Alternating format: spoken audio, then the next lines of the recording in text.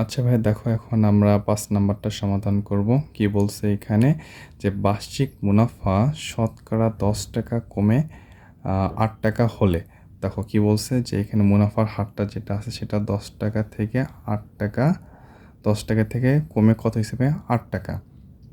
তার মানে এখানে আমার মুনাফার পার্থক্যটা আগে বের করতে হবে, তাই না? তো তাহলে দেখো ভাই মুনাফার পার্থক্য,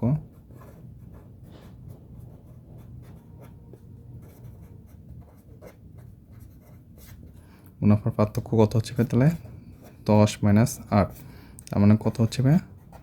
2 টাকা, তাই না? তো এখন আমাকে কি বলছে ভাইয়া, 300 টাকা, 3000 টাকার 3 বছরের মুনাফা কত হবে? তার মানে কি এখানে আমার আয়ের ভ্যালুটা বের করতে বলছে।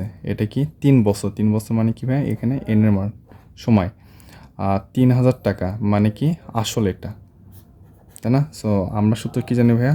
I is equal to P N R. তো পির মান কত?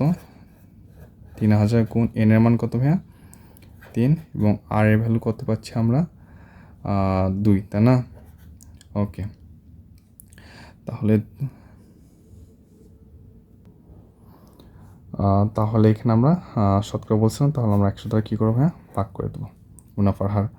তো দেখো এটা কেটে যাচ্ছে, তাহলে কত হচ্ছে তোমার? এখানে আমরা পাচ্ছি 3 দুগুণ 6 এবং এখানে কত? 30, তাহলে 180, 180। ঠিক আছে, মুনাফা কত হবে ভাইয়া? 180 টাকা। সো এটা কি ভাইয়া? অ্যান্সার। ওকে।